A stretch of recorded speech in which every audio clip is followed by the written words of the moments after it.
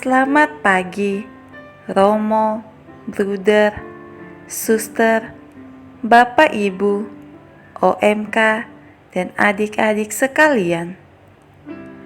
Pagi ini, marilah kita mengikuti renungan dari Pak Kris Nugroho, Seksi Katekese, Paroki Jagakarsa, Gereja Ratu Rosari.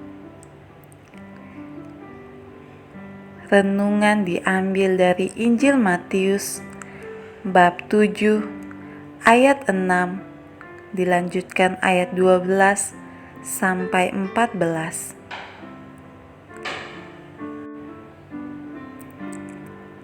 Sempitlah jalan menuju kehidupan kekal.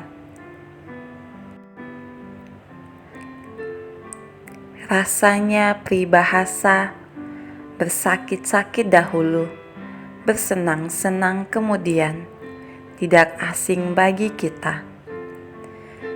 Peribahasa itu rasanya relevan dengan inti tema Injil hari ini. Orang yang menginginkan sesuatu yang baik dan membahagiakan, haruslah ia mau bekerja keras untuk mengusahakannya. Ia tidak bisa hanya leha-leha, berpangku tangan, dan ongkang-ongkang saja untuk mendapatkannya. Untuk sesuatu yang berharga, orang harus mau bersusah payah, menyerahkan segala tenaga dan kekuatannya. Ia sendiri yang harus berjuang, bukan mengandalkan orang lain. Seandainya ada orang lain yang membantu, itu hanya sebagai faktor pendukung. Dalam Injil hari ini, Yesus melarang para pendengarnya untuk tidak memberikan barang yang kudus kepada anjing dan tidak melemparkan mutiara kepada babi, supaya tidak diinjak-injaknya dengan kakinya. Lalu babi itu berbalik mengoyak mereka. Dalam konteks ini, sebagai pengikut Yesus, kita menginginkan untuk kelak memperoleh hidup kekal bersama Allah di surga.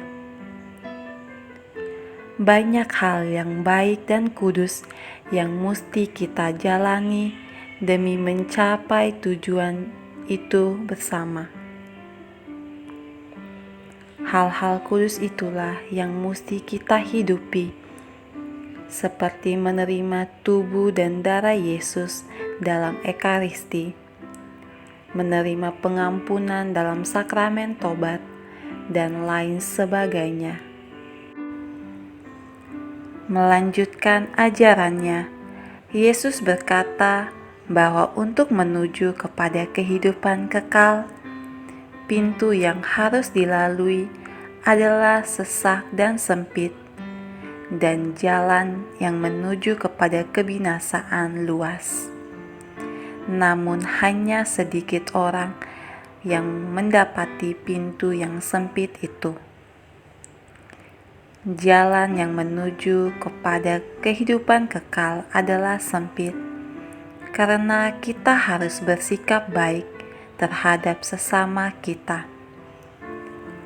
Hal-hal yang kudus, yang adalah milik Allah, harus diperlakukan sedemikian rupa untuk menghormati dan memuliakannya. Seperti roti persembahan di bait Allah, tidak seharusnya diberikan kepada anjing, karena anjing adalah binatang yang kurang dihargai pada waktu itu.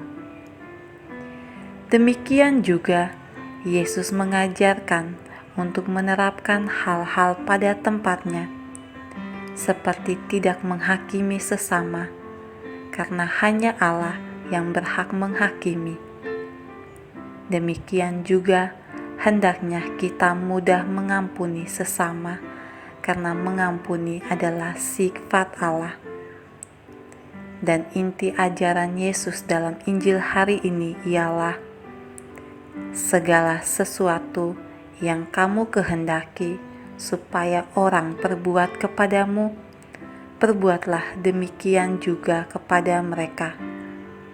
Itulah isi seluruh hukum Taurat dan kitab para nabi. Sekian renungan dari Pak Kris.